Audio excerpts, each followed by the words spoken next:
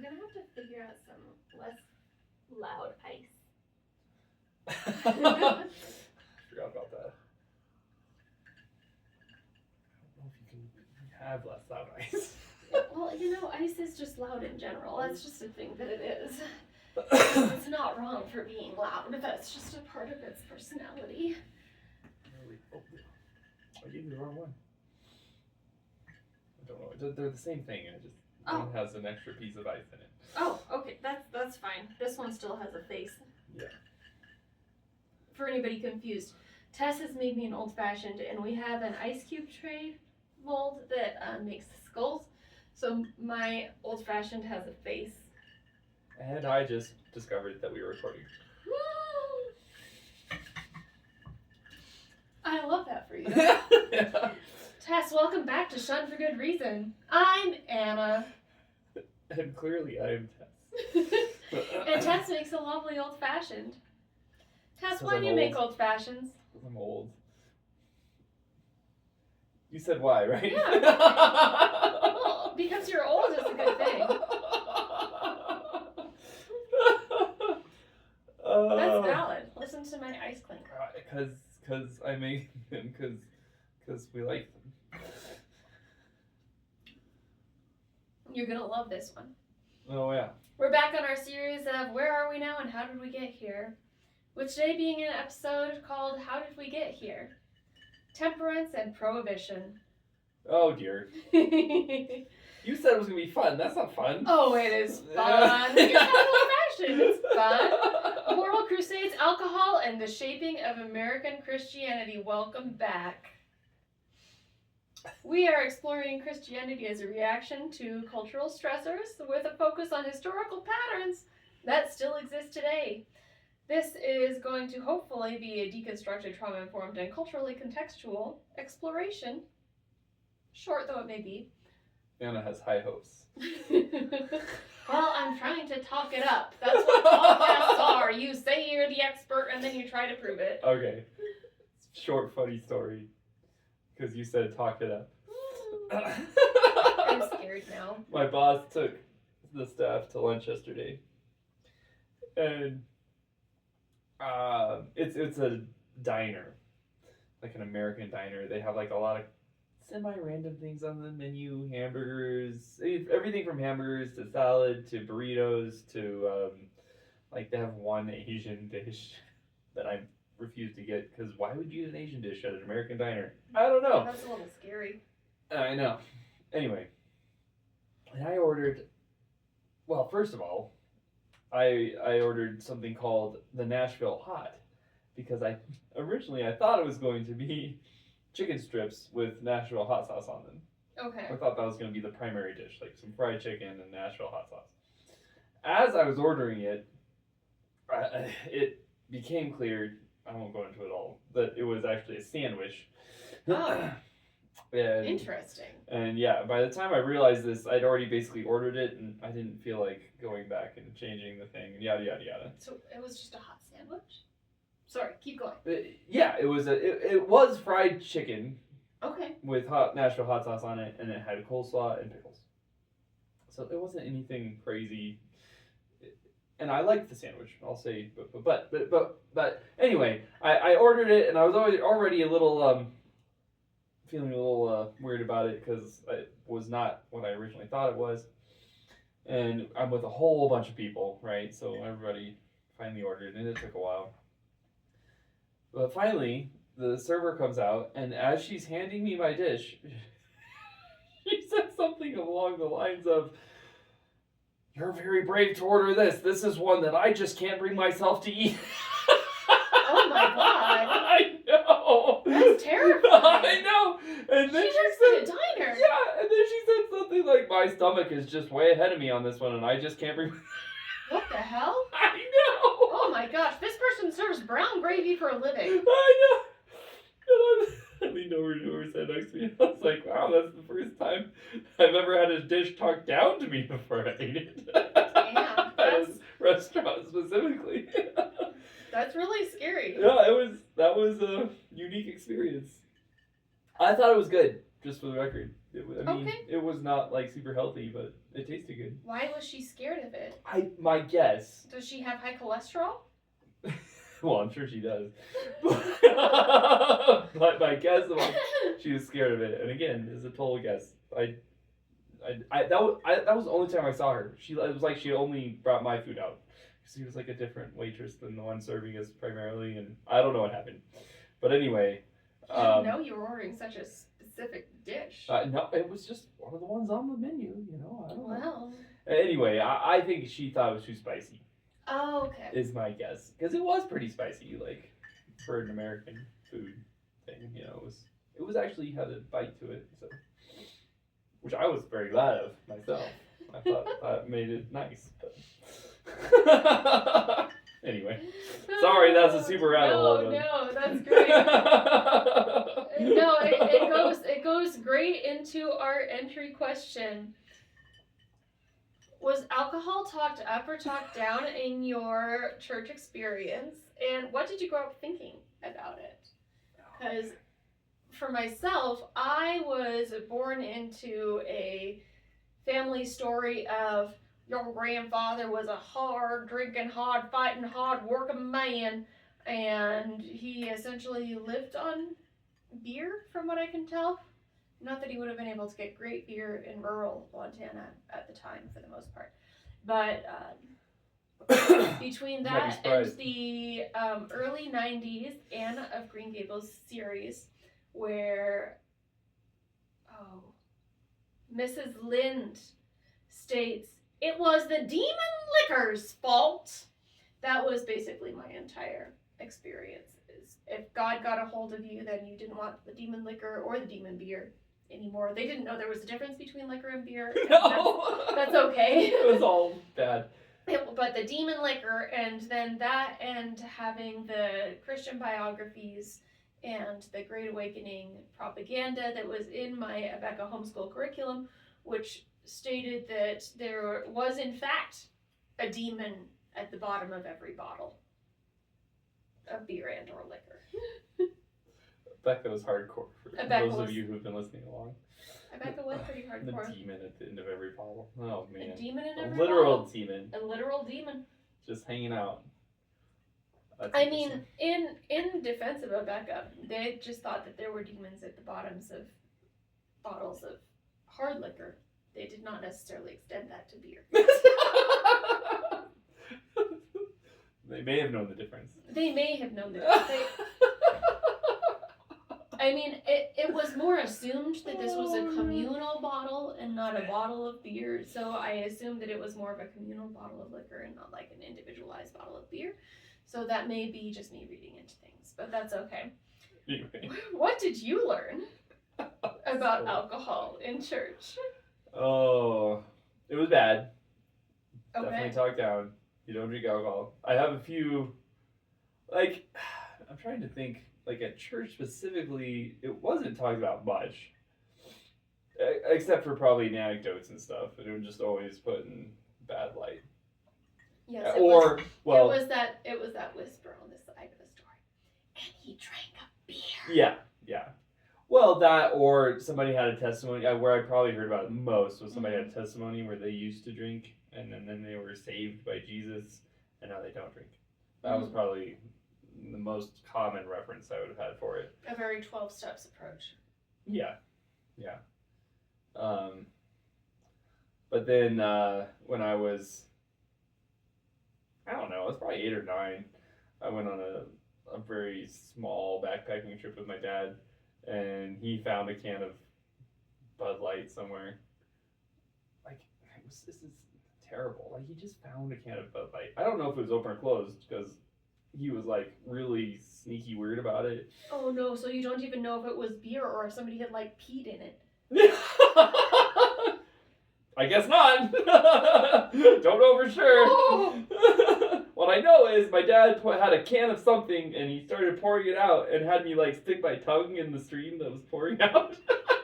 Oh, that's gross. And he was like, "What do you think of that?" I was like, do you think wasn't he knew great. if it was pee or beer?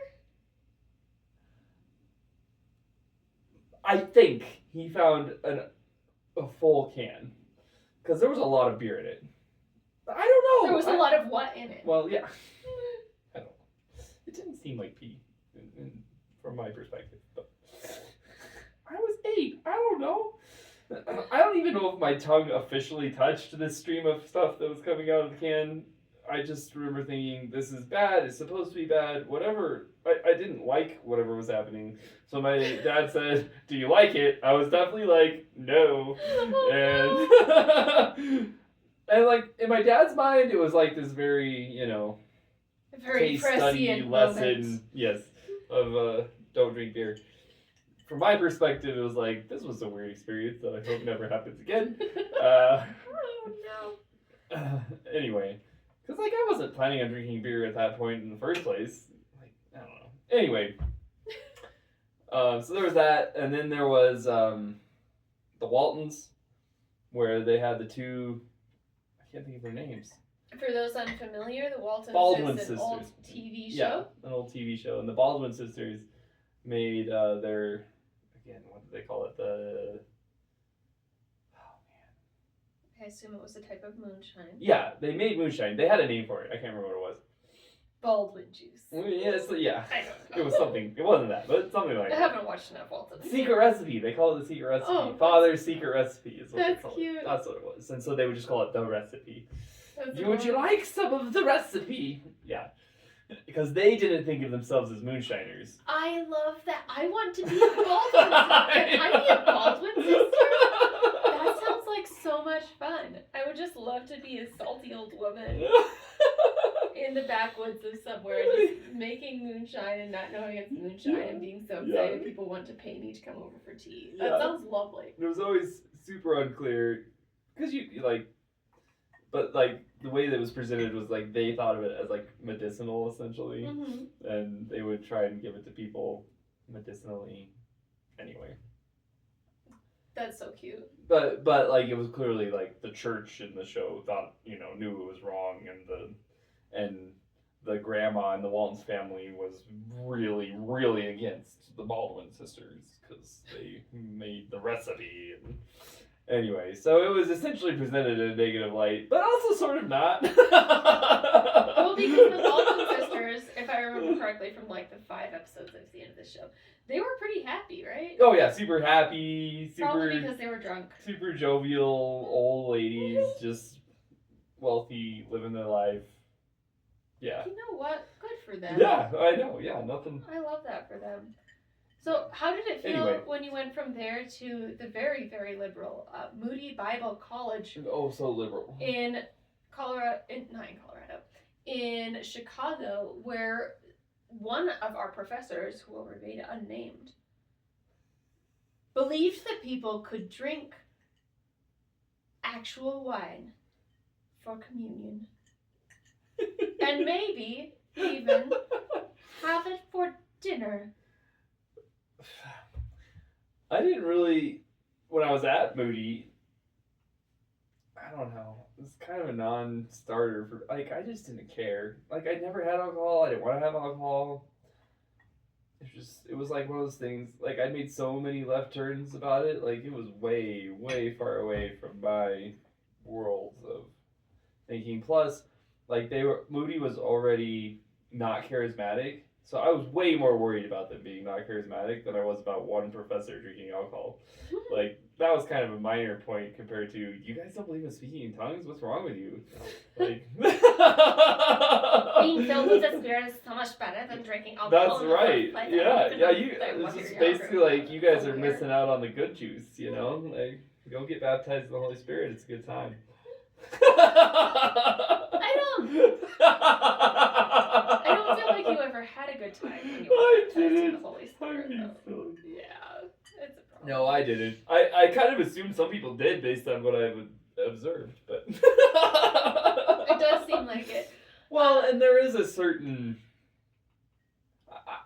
I can't say I've experienced I don't know, probably endorphins that go along with just like being totally erratic and jumping around and babbling. Like, it's like you stop doing that and it's like you just went for a run. That sounds like meth head behavior, but go off. Well, yeah, it's nuts. It's totally bonkers. Oh, Oh, my new favorite word. My new favorite word. And I need everybody in healthcare to turn this off immediately. So. They didn't. They didn't. It's a trope that if somebody comes in with irrational behavior, emergency physicians and staff will refer to them as schizophrenic because they don't understand a lot of nuances of mental illness and don't want to. That's the trope. So if anybody comes in, they'll just call them schizophrenic if they're acting erratically, and they'll send them upstairs to like try to get medicated for being schizophrenic. That's not great.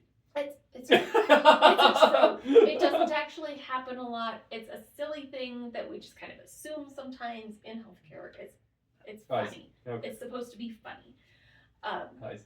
Because they don't understand the differences between different kinds of mental illness. And that's hilarious when you deal with that on a regular basis. Yeah. But we do end up with a portion of humans, especially on a neuroscience unit, where they have had a stroke or a mini stroke, and they exhibit regular irrational behavior. And a lot of that, sometimes for very specific people, can be attributed to a long-term usage of methamphetamines. So if you use methamphetamines for an extended period of time, chances are you will exhibit a lot of the symptoms of somebody that we would see as schizophrenic. So you're going to have the jumping around behavior, you're going to have the babbling, the speaking in tongues. It looks like a religious experience. And someone that I was working with this week referred to it as methaphrenic personality, and it was just so true at the time that it made me super happy.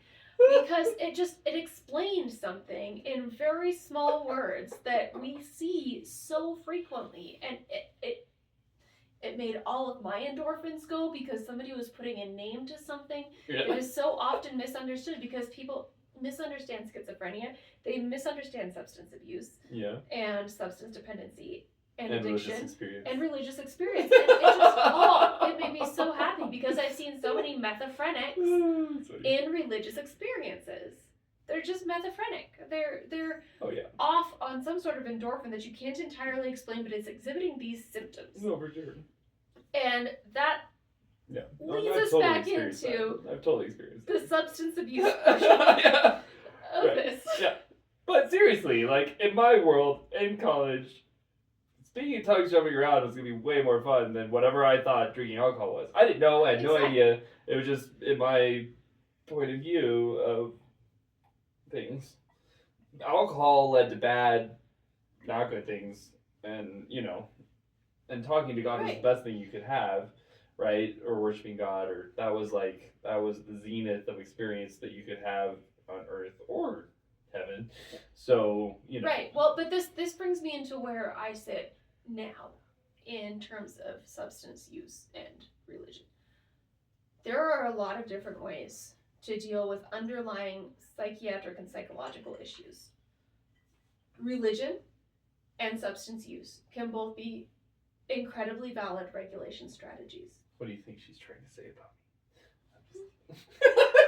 Trying to say you could use some regulation. We all can.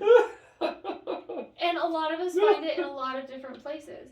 When I see somebody who comes into the hospital for a stroke post-meth use, my assumption is they were doing that for a reason. Yeah. Like, sure. You don't find religion or substances for no reason. Yeah. Behavior is communication. Behavior is communication, and when you find something that can regulate those behaviors and try to help you with your communication, that's great. So it feels great. There you go. Thank you. But what you're doing is you're trying to self-medicate for something in some way. Yeah. And that's why I have to put a little plug here. People who use meth get a lot of stigma against them for a lot of reasons. But you don't just use meth for funsies. Right. You're trying to regulate things. Yeah. This is a self-medication. Yeah. And it goes wrong, usually because there's a stigma against whatever it is you're dealing with and whatever it is you're trying to go to.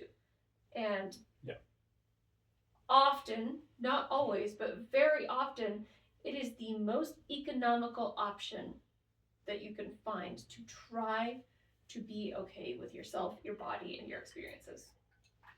So, moving on from that, back to prohibition. Right. It's a totally different world.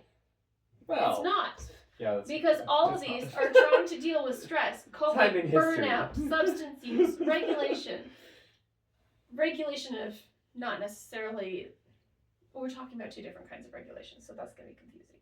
It is. Regulation of emotions versus regulation of substances. So, regulation of emotions often will involve substances of various kinds. Those of us who whether are they're regulated or not. Exactly. Those of us who are more fortunate to have. Do you think the substances need to feel regulated? I'm yes. sorry though. It depends on. I have great empathy for substances. The substances themselves. I see them as little things with big eyes, but that's just because I use these pharmacological teaching textbooks that try to personify all of them. So I'm like, oh, poor Wellbutrin, are you okay? Are you okay? Oh no. Anyways, we're talking about substances as a strategy for regulation of emotion, stress, and burnout. Because we still use substances to try to regulate stress, coping, and burnout. As we always have. Humans have done this forever. Nowadays, we have more modern pharmaceuticals to do that, which is helpful in a lot of ways and unhelpful in a lot of other ways. We've got SSRIs, SNRIs, we've got MAOIs, which are a problem, let me tell you. But no matter what we're doing, we're still trying to enhance the human experience and provide for that regulation of emotions, coping, and stress and burnout that we have been trying to do for centuries. Okay. Which is where temperance comes in. Where what comes in? Temperance. Okay. Yeah, let's get to temperance. Okay. I agree with all of that, I think. No, that's okay. Temperance, I'm curious. You say that you agree with that, but you have weird facial expressions, so I want to know what your facial expressions are trying to say. Well, I do agree. I do agree. I just my brain is thinking of how poorly it can go. Try to regulate your emotions with substances. Right. That's all. Which everybody knows. That's not news to anybody. Exactly. Yeah. Which, are you thinking of a specific way that it's poor to regulate your emotions with substances? Just overdoing anything. Overdoing anything. Or using any, or I mean, like meth is like a weird example because like you like just using it at all is so bad for your body. Okay. Yes, and we use baby meth for ADHD. Yeah, true. That's a good point. So a lot of people, especially since 2020, we've been in an incredible deficit of actual ADHD medications for years now. And one of the ways that the people who benefited from those medications in the past but have lost health insurance are trying to cope with that is by using methamphetamine. Yeah. Because they're the same class of drug. Yeah. They're trying to replace one with the other. One of them is baby and is a lot easier to take care of in some ways. The other one seems to manage their emotions and regulate things a lot better, but also can cause them to have heart attacks and stroke very easily. It's messy. It's messy, but taking a medication for your mental health is taking a substance for your mental health. For sure. That doesn't mean you're abusing it. Yeah. That means you're using it. Yeah. And it can be super helpful. Tools. But alcohol has the longest history of substance abuse and substance use. Yeah. In history. As far as we know, human history. I was going to say human experience, but as far as we know, human history relies upon alcohol in a lot of ways. Yeah. For both relaxing people, for facilitating introductions between different cultures, and for regulating different kinds of dysfunction. In some cultures, sustenance. Exactly. Yeah. In a lot of cultures, sustenance. Yeah. And then we hit the temperance movement in the United States in the 1800s to 1920s. That word has always bugged me. Which one? Temperance. It's just, I don't know. It never seemed to fit what it means. I don't know. I probably should have kept that as an inside thought.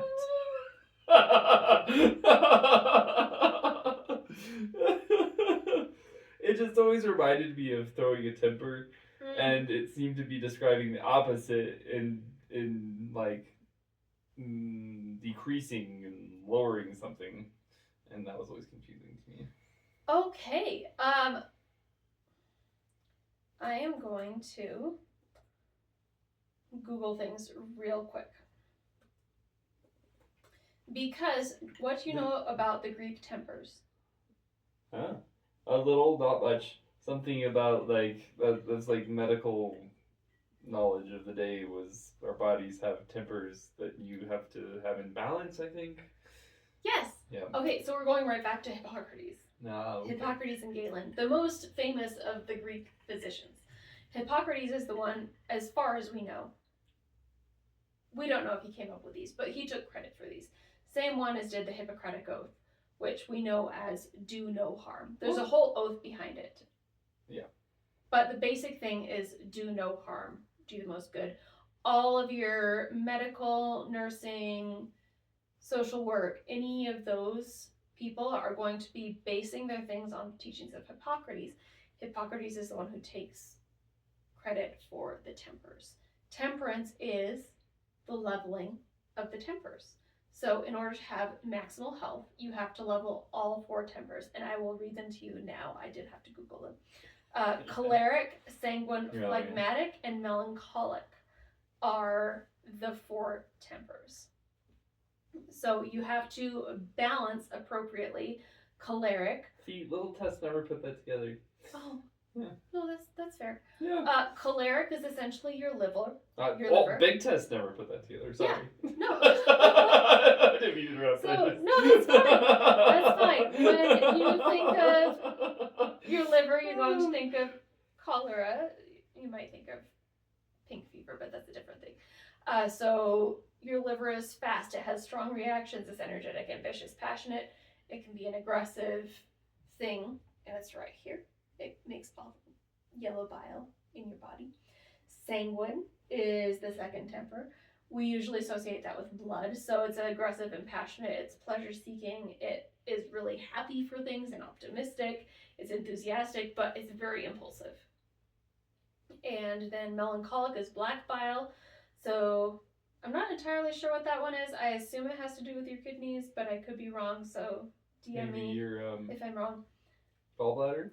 Mm-hmm. Yeah.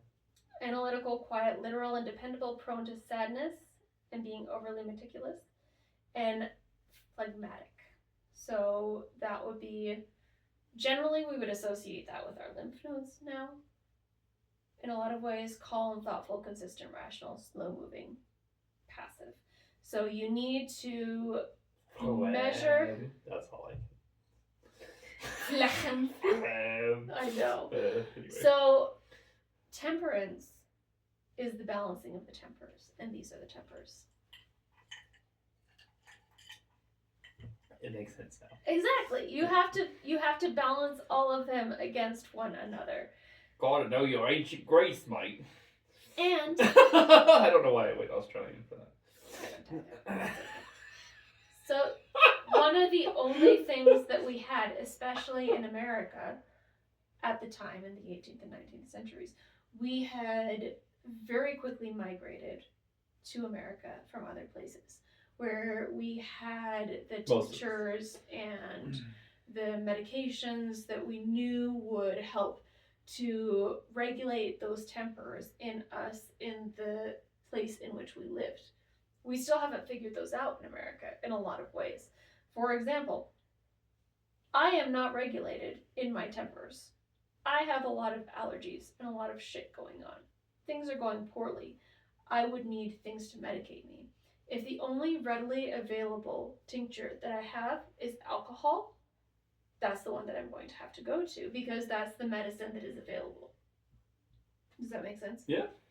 So alcohol was the most readily available tincture to help try to balance the tempers that we had in America for a very long time, which is why moonshiners took a huge part in American colonization, because they were the ones who were making the only thing that we had as medicine to try to sterilize things, to try to balance things. It was very problematic. So when you went to... Why problematic? Just because it was the It only was thing? problematic because it was the only thing. Yeah, okay. So if you have a lot of health problems, you're obviously going to go to the one thing that you have, Father's Secret Recipe. Well, and it was great. Father's Secret Recipe helped a lot of people do a lot of things and sterilize a lot of things, and that's wonderful. But when Temperance came, Temperance said, okay, obviously we're doing it wrong because people are like getting drunk, which shows that the tempers are not properly balanced. They based it in Greek philosophy to start with, but then they added on the part where in the Bible, because that was one of the only primary things that they had, alcohol was primarily viewed in the Old Testament, which is what they were trying to emulate, as a problematic thing. So we've got Noah specifically as one of the primary influences there, where he got drunk, his tempers were misaligned, and his sons took advantage of him. We have... Or something like that. We have the daughters of Lot, who used the tempers misaligned to take advantage of their father so that they could birth new nations. And then we had... These are wild Bible stories that, if you don't know, are probably not what you expect from Bible stories. I know. I always want to say Hercules for this one, but it's Samson. Yeah. And he used mead specifically. He was taken advantage of with mead, and he used mead to take advantage of people to misalign their tempers and make things problematic. So when these, specifically women in 1800s through early 1900s America, saw that the tempers of their husbands were misaligned, and the only things that they had to base that off of were both Greek mythology / Hippocrates' teachings and the Bible. What they saw was something is going wrong. There's something wrong with the tempers in these people, and we can trace it directly to the demons at the bottom of these bottles. So God does not want alcohol. Right. Well, and I feel like there's also like the more concrete, my husband drank 3 bottles of whatever and it's hitting me now. Me. Yeah. Yeah. I was trying to be subtle about that. But no, it's a whole thing. I mean, you're right. I mean, yeah. I'm not disagreeing. I'm just adding. So, when... No, you're absolutely right. There were 2 books that were actually widespread at the beginning of the colonization of America, and those ones fed through and have fed through to where I read both of them as the first books that I was allowed to read. A lot of us have read these, and they are the Bible and the Pilgrim's Progress. So one of the primary pamphlets that was distributed in America was The Drunkard's Progress. So step 1, it's 9 steps. 9 steps! It's 9 steps. It's a good thing we have 10 fingers. I know, right? So step 1 is you have a glass with a friend. Step 2 is you have a glass to keep the cold out. So like, you're cold, it's winter. Warms you up. You got some eggnog, etc. It doesn't really warm you up. Step 3 is 1 glass too much. And then it's got somebody who's like soiling himself. That's not how that works. Step 4 is drunk and riotous, and the riotous, not righteous, just for the record. So it's got a man fighting with another man. And the other man has a billy club and a top hat, so you kind of assume that that's like a police officer potentially. Step 5 is the summit attained. What? It's all over a bridge. You had step 1, 2, 3, 4, and step 5. Oh. It's at the top of the bridge. A summit. There's no attained. going back. You reached the slippery Jolly slope. companions and a confirmed drunkard. I'm sorry. I've never heard this before. Oh. This was in my textbook.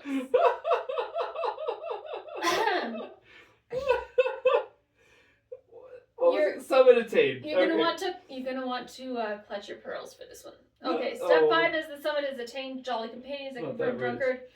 Underneath this, by the way, because this is at the top of a arched bridge, there is a woman crying, covering her eyes, holding the hand of a small child.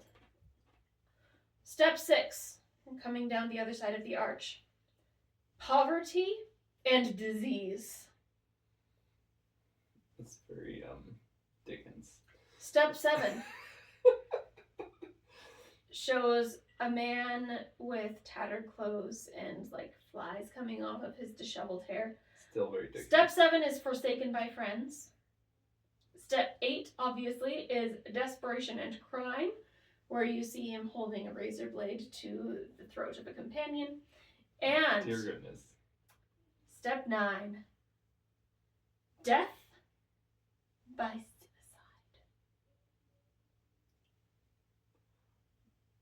Those are really? Yep. Huh. Those are the only steps in the temperance movement. I have thoughts. First thought is, I probably should laugh so hard because like people go through this sort of to a degree, more or less. I don't, like I want to qualify it a lot, but like that describes somebody's life.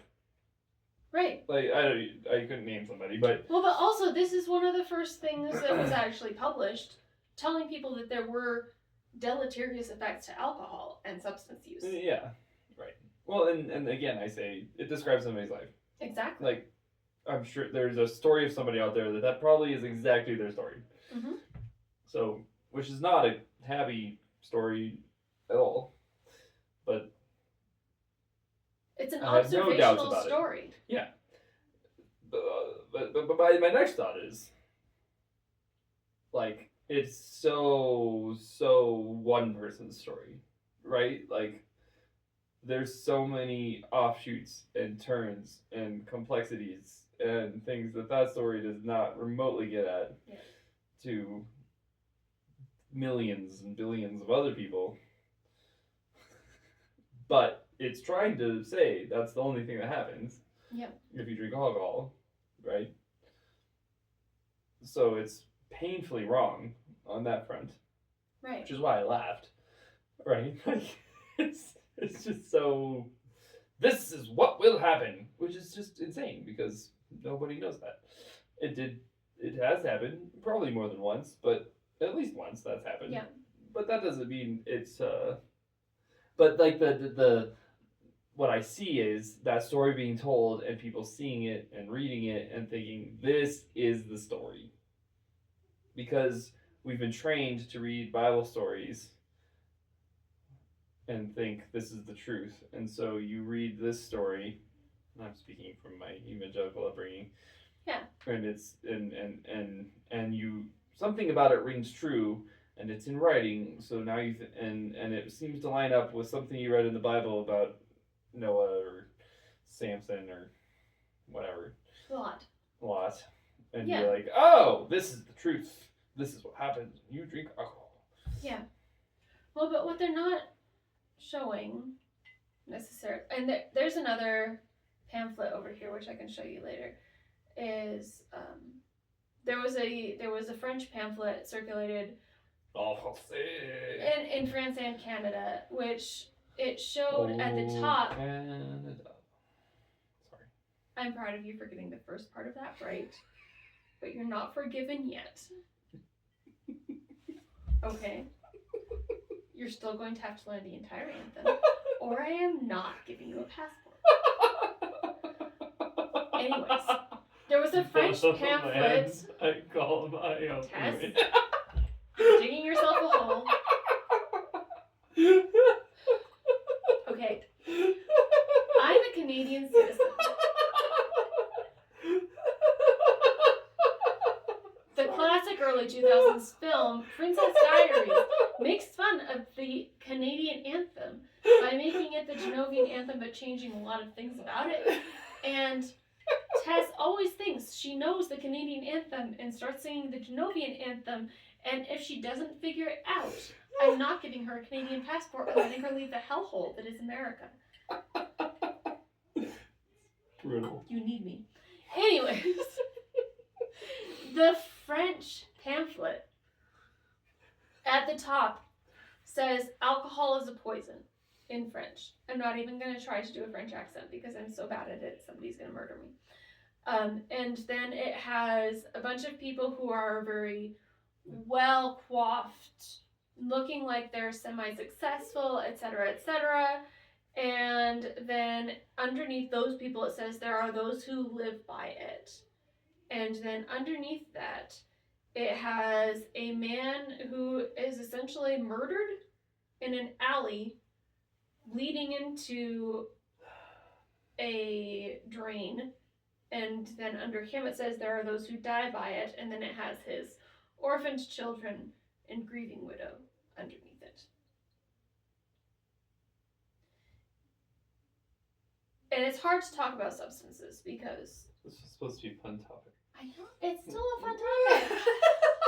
We have such a limited version of fun. Ouch. I was being silly.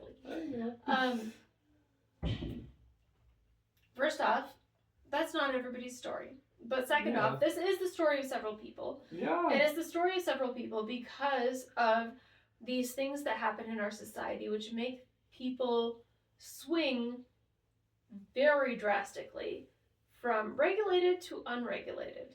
Yeah. And from unregulated to regulated. When they're more regulated, they're less likely to consume substances. When they're unregulated, they are more likely to need to consume substances to help them regulate again. Because that's why substances exist. Including alcohol, including nicotine, including any SSRI/SNRI that you are on. Any drastic societal shift is going to require the use of some sort of substance for people to be okay with it and not overindulge on the substance and do this, that, or the other thing.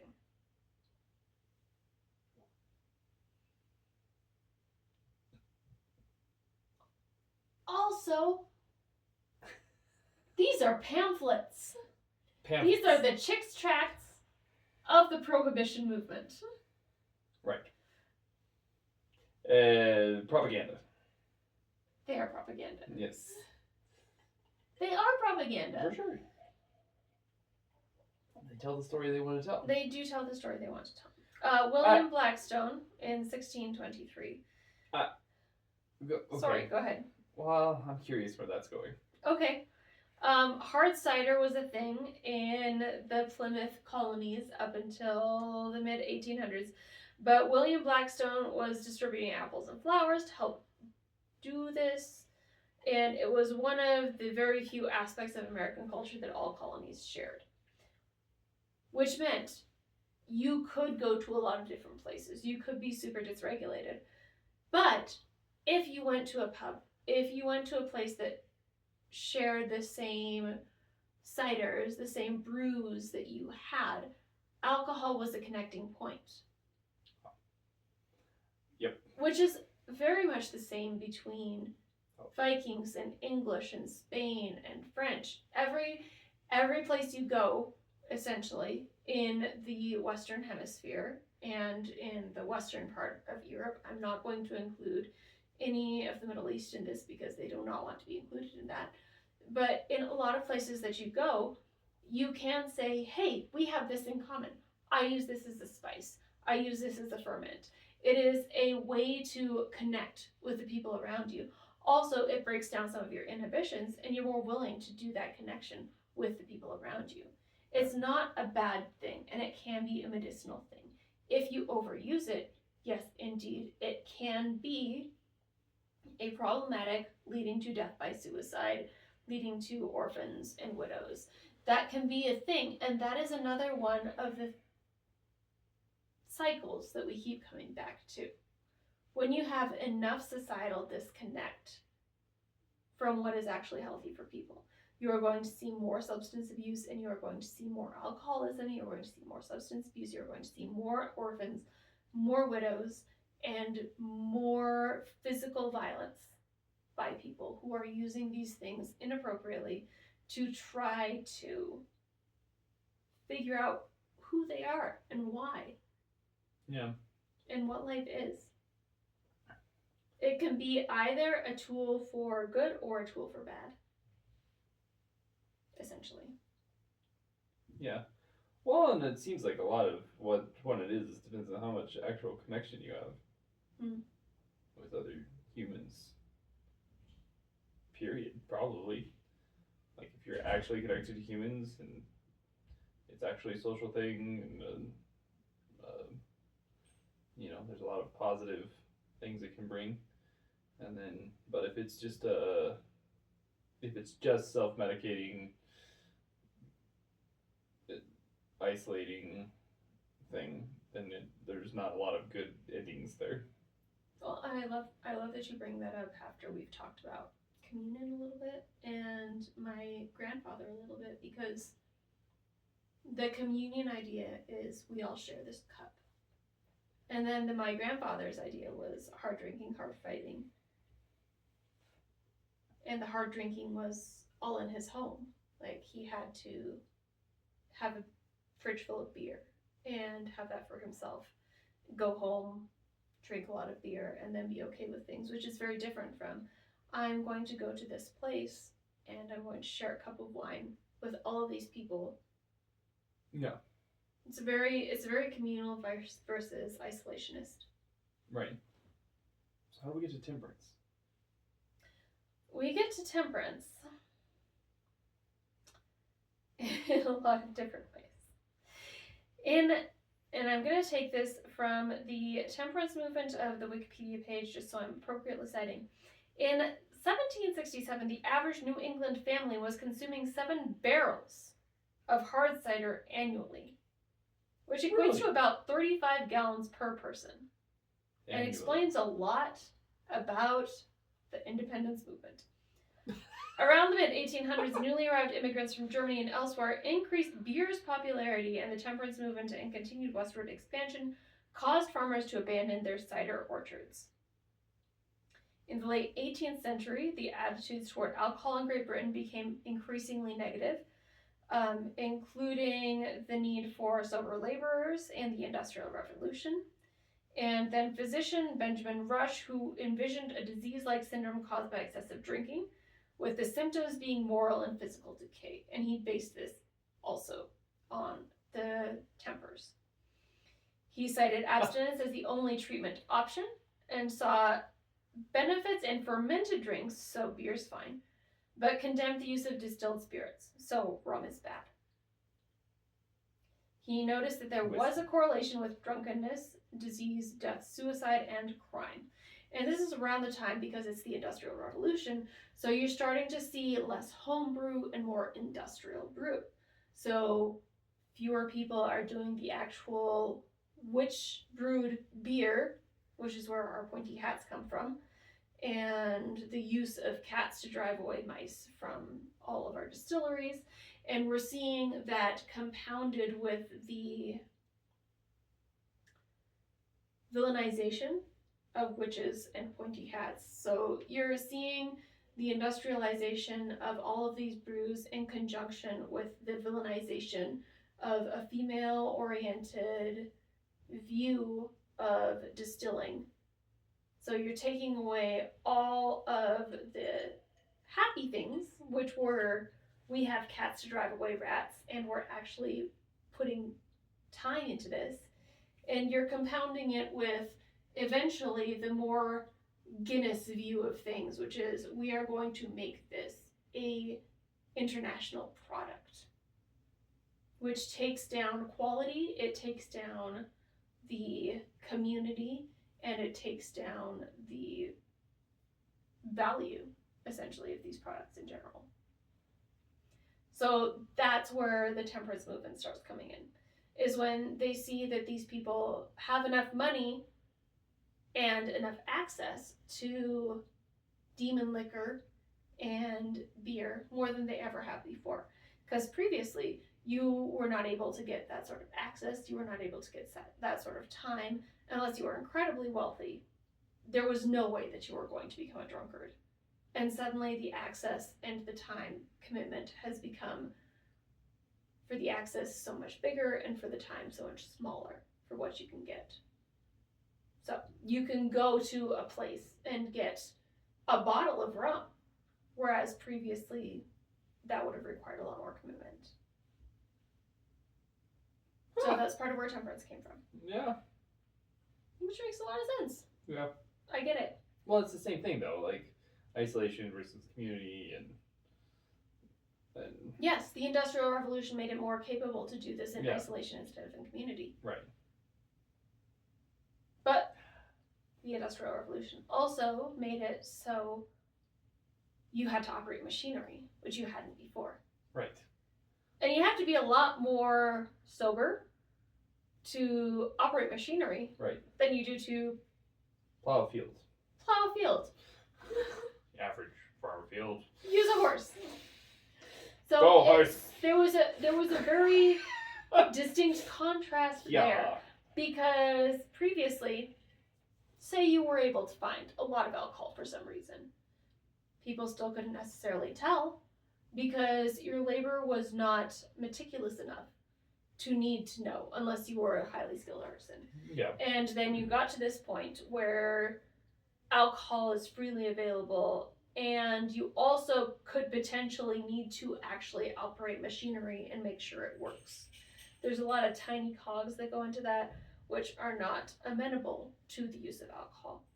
So it put this drastic disparity into humans, where we've got this, but also, if you use it, it's going to be very bad. And then we invented cars. And then we Yeah. cars and tanks and bombs, like, Oh, yeah. all right in there, very bad. Guns. Yes. Yeah. All of these things are coming in at essentially the same time, which makes the use of these things that were being more freely created way more dangerous to the people who they were affecting. So, yeah. Right, because if Household you get a violence was little way tipsy lower.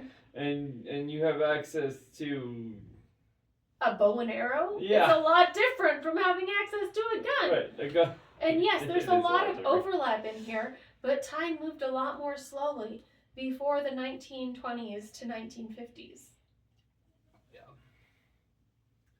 Yeah, that's interesting. I never thought of it that way. Hmm. I mean, I had never spent a lot of time researching it, but That's okay. So, temperance itself was a reactionary response to the social instability that was going on, both politically and industrially. The fears of family breakdown that had to come in when you had that amount of access to alcohol and that amount of access to transportation, and then the economic uncertainty that came with such a burgeoning economic environment, which is terrifying because you don't know if you're going forward or going backward at any point necessarily. right. I always thought of it just from a religious point of view. I guess well, that's how it's always presented to me. Was from the religious point of view of alcohol is evil, and so don't drink alcohol. And in the 1920s, there were a bunch of religious people who thought alcohol was evil, and so they decided to make it illegal, and it didn't work. And so evil was allowed to spread. More or less, something like that. Well, and all of that went together with the Reformation movement. So you had the religious conviction of those people who were like, it is evil, and it's being allowed to spread. And then you had the public health concern where people were just realizing, hey, this is super bad for your liver. Yeah. And then you had the social reform where people are like, oh my goodness, people are not being socially involved when this is happening. And then you have the reflux to that, which is the Women's Christian Temperance Union and the Anti-Saloon League. The people who publish those Sounds pamphlets that we were terrifying. talking about. It is terrifying. Because their point of view was that the problem is not societal, the problem is not religious, the problem is that there are actual demons in these things. And that's why my husband is beating me, and that's why the West is wild. And that's why the Indians are angry, is because we keep giving them evil liquor.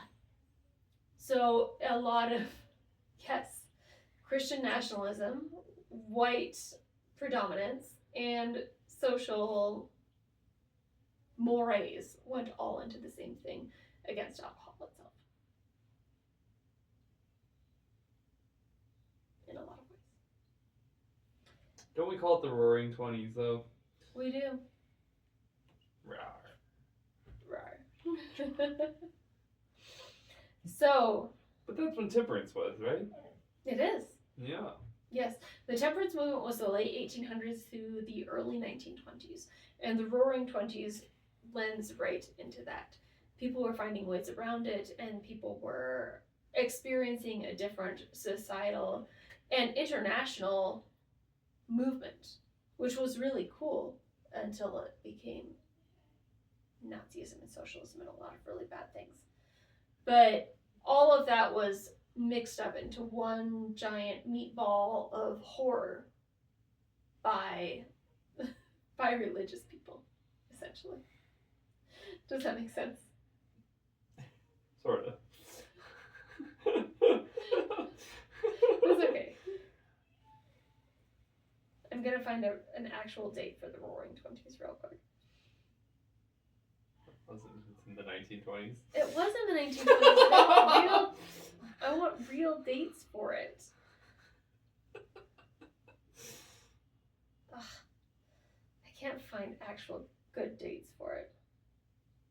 What I can find is that it was the cultural edge in Berlin, Chicago, London, Buenos Aires, Los Angeles, Mexico City, New York City, Paris, and Sydney.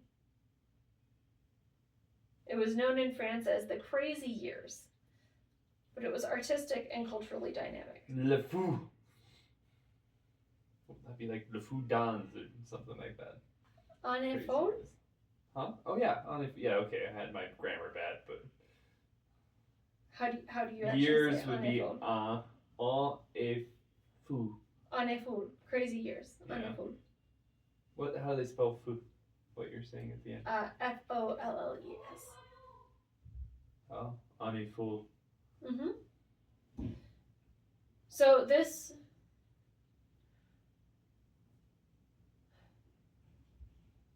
It was a problem because we were actually we were discovering moving pictures at the same time. We were discovering internationalism at the same time.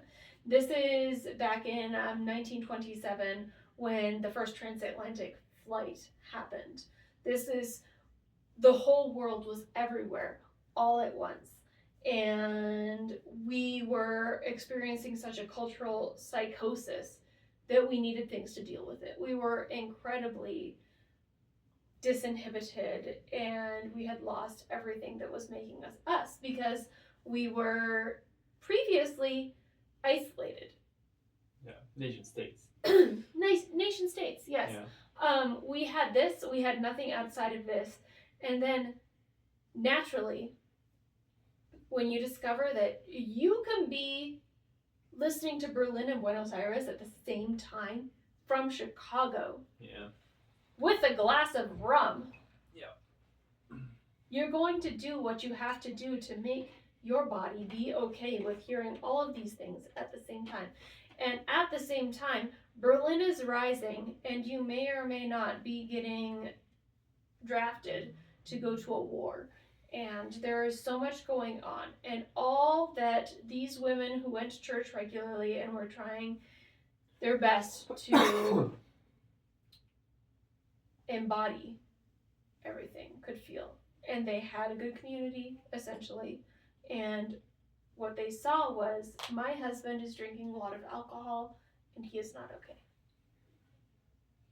So what they thought was, the problem is not that we are moving at a transwarped pace culturally. The problem is that he has access to alcohol. Well, yeah, and it's the same thought process of I'm turning left and turning left and turning left. Mm-hmm. And that's leaving me inside, or leaving maybe my husband outside of my bubble. And what I see is causing this is alcoholism, and I'm going to solve this by banning it. Yeah, that's exactly it. Yeah. They saw sobriety as the solution to every single problem that they were seeing in the world. Right. Whereas their husbands were seeing, we are being infringed upon, and violence is the only answer to everything that I see around me.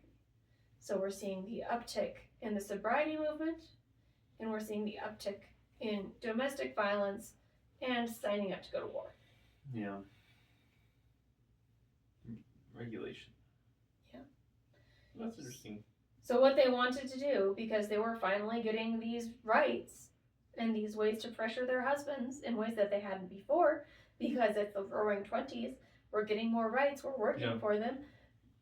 That's the pressure that they wanted to put, was moral pressure on these people who were experiencing a violence pressure and a transnational violent pressure. Yeah. Huh. That's interesting. Well, plus, yeah, the religious Exactly. bent. So when you add the religious bent to that, and you can always see this as the old trope in old movies where you have to agree with a woman's, if you're courting a woman, you have to agree with her father on politics and with her mother on religion. And that's a lot of where that comes from. That's where the divide came, was the late 1800s, early 1900s, when they were starting to be allowed to have their own actual moral dilemmas and thoughts on these things. And what happened then was that you were able to reframe addiction as sin instead of a health condition, which a lot of us all know that it is now. And then you were able to reframe poverty as a moral failing. And they grouped those things in together. Anybody who is addicted is going to be in poverty. All of that together is a moral failing. And then we just rolled that snowball down the hill and let it gain traction and gain traction and gain traction. And it did even more so in the civil rights movement. Because keep in mind, we have not finished civil rights at this point at all. So anybody who is poor is going to automatically roll into this addiction and poverty ball that we're going to put down the hill. So, Prohibition came after temperance. Temperance is we need to even things out. Obviously, alcohol is bad and it's sin. And then Prohibition came, which is when these people, I'm going to be sexist here, these women put pressure on their governing husbands to outlaw the demon liquor. And that's when we found things popping up like the illegal liquor markets or Father's Special Recipe. And the rise of organized crime, or the mafiosos that we ended up with, specifically in New York and Chicago that we think of, and then the enforcement inequality that eventually led to the inequality between white and black in cannabis usage. But we saw that inequality in enforcement start with between freed slaves and white people in the Prohibition era, essentially. So they would be more likely to go raid black bars than white bars and try to make sure that people were being less poor and more moderate and more prohibistic and that sort of thing. Yeah. And it not only did it target black people coming out of slavery, but it also targeted anybody who had a background in alcohol use as a societal thing. So Right. that's where you're going to see your Italians and your Irish as incredibly targeted communities. That's not the only place, but that's one of the places that you're going to see that. And it didn't last very long. It did not last very long, but it did lead to an increased shame-based framework around any sort of substance use. So you're going to feel more shame because it was so societally stigmatized for an extended amount of time, but with a lot of law enforcement backing to it. So you're going to be a lot more likely to hide something, to seek support for it, and you're going to be a lot more likely to not admit to something that you view as shameful. And that can lead to a lot of chronic stress in families, especially those that are more genetically prone to substance abuse. And it can lead to a hidden cycle of substance abuse within families. Yeah. Well, it's not just about regulation anymore. It's about right versus wrong, and you have to. It turns into the whole I'm fighting this virus of evil that I'm not letting into my house, and I can't actually deal with it, but it's there. And then you start, and like the secrets compound, and because it has become a sin and a taboo, and you can't actually deal with it, and you can't actually which is the opposite of dealing with how making anything healthy is hiding it and making it all about you, and Yeah. and then it just makes it into a toxic thing instead of opening it up and trying to actually deal with whatever the actual problem is, and which could be any number of things. Well, and there were a lot of ways to deal with a lot of different things, but specifically in the Temperance and Prohibition movement in the late 1800s through early 1920s, it was a way of manufacturing moral certainty in a culture that was becoming increasingly globalized. Yeah. You had to hold on to something to make you more right than the people around you, and that was one of the ways that they could do it most easily. Yeah. Oh, for sure. Yeah. Because it was an anxiety, a global anxiety. You always decrease it down to a simplified version, and then you can control that simplification of it. And by controlling that simplification of there's a demon in this bottle, you can control who consumes the bottle and when they consume the bottle and how they consume the bottle, or if they can consume the bottle in the first place. You feel like you're reducing a moral issue to a very consumable material and then putting more laws around that. Yeah, well, and evangelicals have done that with abortion. Yes. And specifically that one. And purity culture. Yeah, sex, yeah, pornography, and just the idea of a good person versus a bad person. Yeah. No, it's the same tactic. Yeah, that's interesting. Yeah, but what none of that actually addresses is you don't overuse a substance unless you have a reason to overuse a substance. Right. And that comes from an inherent place of dysregulation. Yeah, it doesn't actually address the problem. Yeah. Behavior is communication. Yeah. I'm drinking too much for a reason. What's the reason? reason? And by taking away the coping strategies that people actually have to try to deal with that anxiety, you're not taking away the anxiety. Yeah. Well, right. Well, and you're just making it a bad thing, and then it's a secret thing. And then you're not allowed to have those emotions in the first place because there's no way to deal with them. Or desires. Exactly. Yeah. Which makes it to the place where I grew up specifically, you were not allowed to take medications for things. Yeah. Because those were your problem and you had to deal with them with God. Yeah. So anything that your body is doing, you should not be taking a medication for it. You should be dealing with it because it's a sign of a deeper underlying spiritual issue, and there's so much shame attached to that you just deny and deny and deny and deny and deny that there's anything wrong or anything that needs to be addressed or anything that needs to be fixed. Oh yeah. Same. Yep. And then nothing ever gets fixed.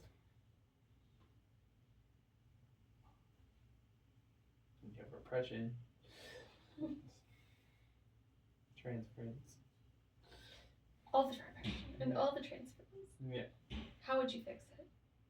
Fix what? Well, because temperance and prohibition are not just like a past thing. Temperance and prohibition are a thing that happens in any religious community now. Oh. If you were going to try to help somebody who had a substance-worthy problem in a modern religious context, what would you do? Well, I mean, it's a lot of taking the focus off of the substance and trying to actually figure out what's actually going on. I mean, because a lot of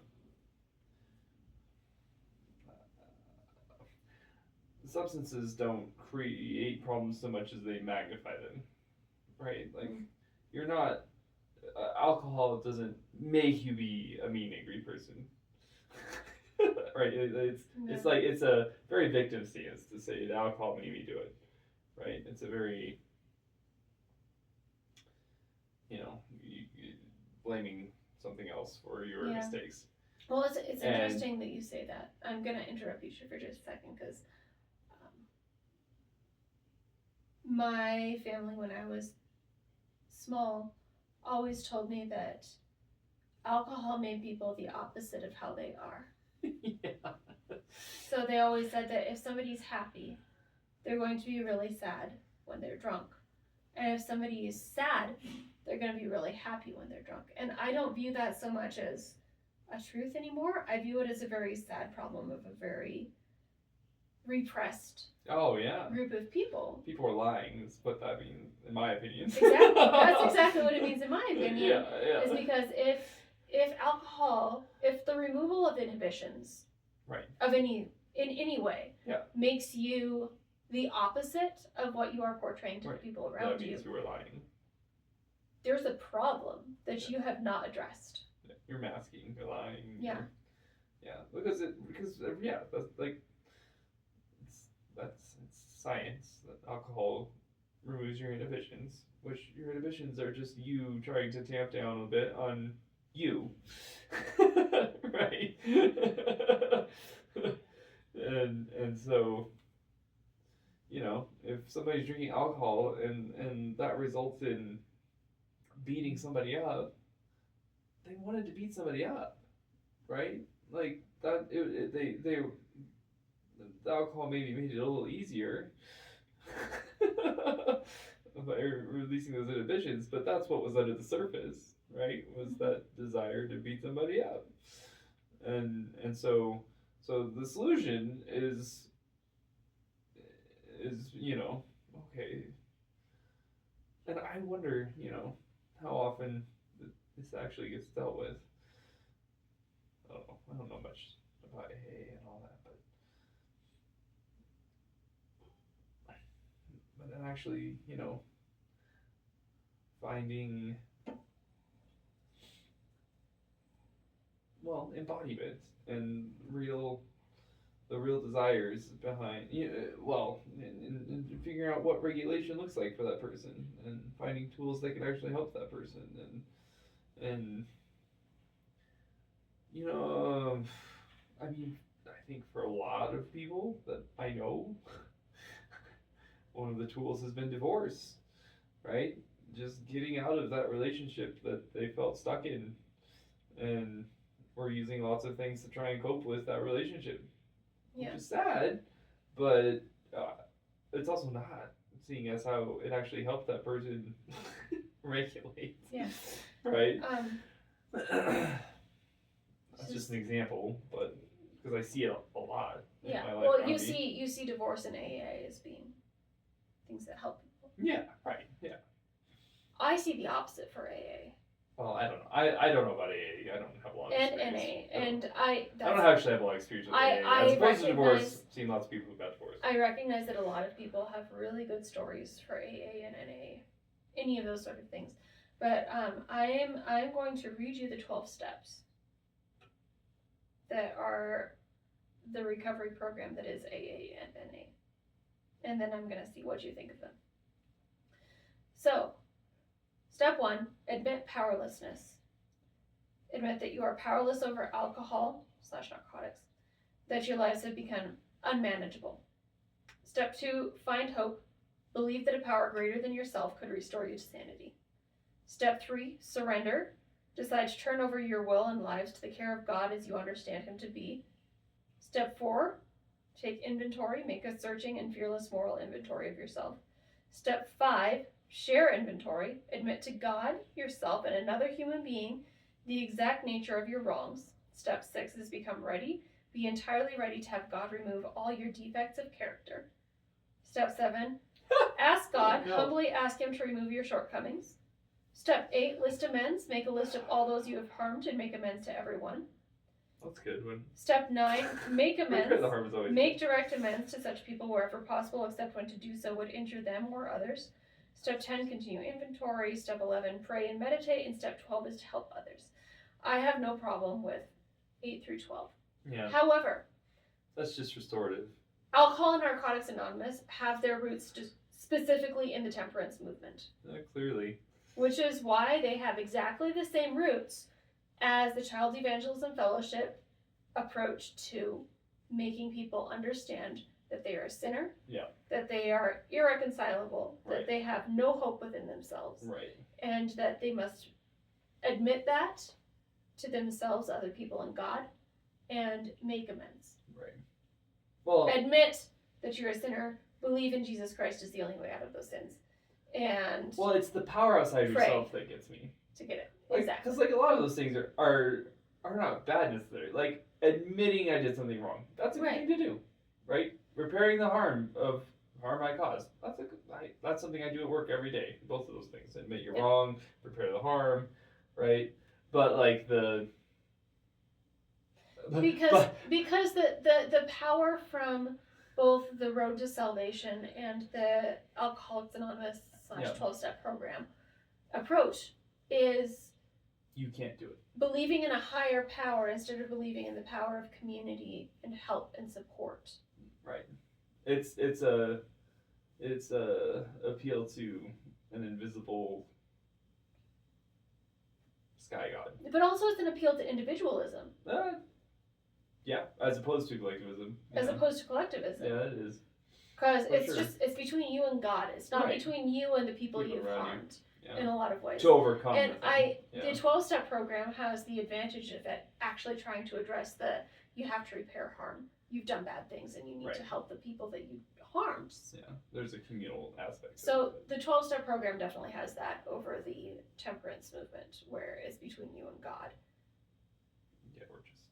But it is, Evangelical. both of them are cousins. Yeah. Child Evangelism Fellowship, Abeka, and Alcoholics Anonymous are cousins. Yeah. And they all derive from the temperance movement. Right. God will fix it. God will fix it. You just have to admit that you're an idiot and useless and stupid and everything you do is bad. That you're a sinner. Gaslighting. No, for sure. Everything you've ever done has been bad, no Right. matter what you did. Not just Filthy alcoholism rags, or Tess. whatever. Filthy rags. Yeah. Well, and it. Yeah. Well, and it leads to my experience of hearing those stories, seeing those stories, is it leads to self-righteousness, right? Which is not really a communal thing. It's very, you push people away, you're more right than other people. And it's a very divisive thing to be self-righteous. And it's not a open thing. And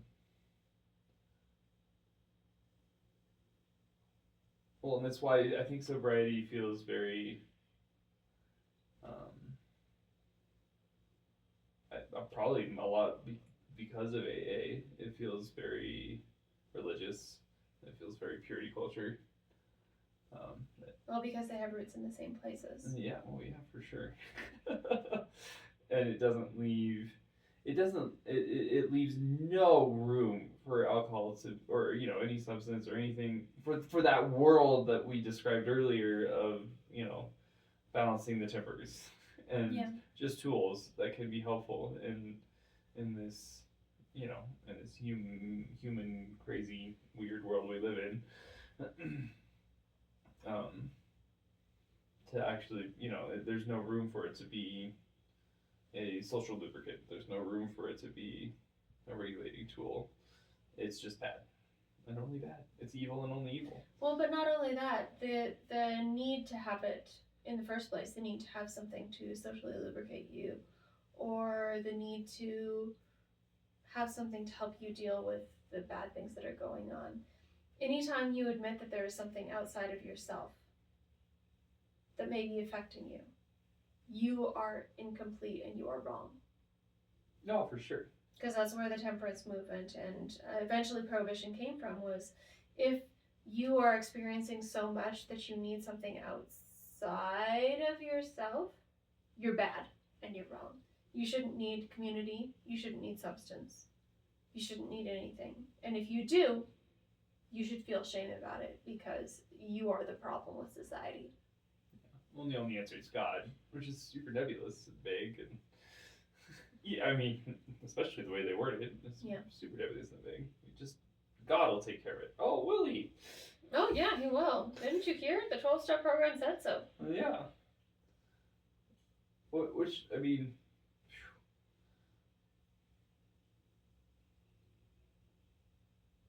In my experience, is just a recipe for more shame and failure and expecting God to fix it. If done wrong, absolutely yes. If done wrong, as opposed to done right. Well, I was doing it wrong this whole time. No, we've all been doing it wrong this whole time. Go to God. No, I would say that the 12-step program, if done right, you would take out 8 of those steps. And you would just lean on the, hey, a lot of us are experiencing a thing, right? Should we maybe talk about it? Yeah. And if we've hurt somebody, maybe we should try to figure out how to help them instead. Yeah. That I feel like is a very good idea. Yeah. Well, that's why you have to take out every single step based on God. Yeah. And you being the stupidest person that ever existed. Yeah. For needing a substance to help you deal with what is objectively a terrifying place to live. No, for sure. The world right now is scary. I mean, we were not made to live like this. This is a terrifying place to be. But if you take that and say you should be ashamed of being terrified instead of, hey, you should try to be kind and help people and find help when you need it. Yeah. That's a very different world. Very different world. It's just like, I was learning about teaching kids to write, and which is a scary thing for people, for kids especially, and especially special education kids. Kids are scary to learn how to write. Kids are very scary for people. So I'm just taking the scary world that we live in and, really shrinking it down to imagining special education kids trying to learn how to write. Right? It's the same thing to your body, right? You're just scared of something that's hard and difficult and confusing, and I mean, admittedly, writing is probably more achievable than maybe some of the things we want to achieve in the world, but it feels the same. Feelings wise, it's the same. And we were talking about strategies to help kids write and stuff like that. And one of the one that stuck out to me as one of the foremost researchers on how to teach kids to write, one of his brilliant plans, and it's good. This is really good. Was just have a kind, supportive classroom. Like that's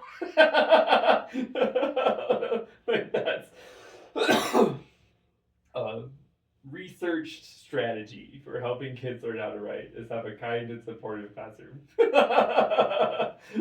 Right? Like, it doesn't cost anything. It doesn't require any paper or pencils or anything else. Just be kind. Set up an environment that's kind and supportive, and it makes this huge difference for kids trying to face this fear of figuring out this really scary thing that seems like magic and nonsense to them, right? And it's just work that they can't solve, and leads and can lead to shame and guilt and all these things that are really painful, and so to help all those things, just have an environment that's kind and supportive, right? That's minimizing the shame and the guilt and giving opportunity to make mistakes and to fix mistakes in a non-shameful way, and not highlighting failures, but actually, and then praising successes, and things like that. That's how you help kids learn how to write, and probably how you help adults deal with their real problems. Excuse me. I mean, and it always bugs me that so many of the solutions to life sound so cliche. Just be kind and supportive, but it's just the reality of being human. I think is that we just need that sort of environment to be healthy. And it's harder than it sounds. It's harder to find than it sounds. Well, and it's so easy. It's so easy to judge too, because when you end up with a child that seems like they just don't want to learn, or in my healthcare environment, if you end up with somebody who just, it feels like you can blame every single one of their problems on substance abuse and every single one of their medical issues, it's really hard. Yeah. Societally and personally to be kind to those people. No, for sure. It's something that I've noticed with everybody who has methophrenia. Honestly, such a good word. It explains so many things. But the solution to that is never to just tell them they made all their problems. No, the for solution sure. every single time is I have a person in front of me who is struggling. And I have some of the tools that can help them. Yeah. Not all of them, because none of us has a magic bullet. But I have this and this and this that I can use to make their experience more okay. It's not going to be okay, but it's going to be slightly more okay if I use this tool and this tool that I have at my disposal. How can I do that? Yep. Makes all the difference in the world. Yep. I think it's time to land this plane. Do it. Be kind. That's all I got. Just try to be nice. Yeah. Just try not to be an asshole. It's really easy to try not to be an asshole. It's really easy to realize that the people who are using substances are people trying to deal with really hard things in an environment that is not conducive to dealing with hard things. Yep. If somebody that you're dealing with has substance abuse issues, or if you have substance abuse issues, it's an outcome of the terrible place that we live in, and it should be treated with respect and with every sort of help that you can possibly give. Sure. But just don't be an asshole. Yeah. Try not to be an asshole. It's free. It's free. It's free to not be an asshole. There you go. It's free to treat people like people, right? That's right. This has been Shun for Good Reason. I'm Anna. I'm Tess. Signing off.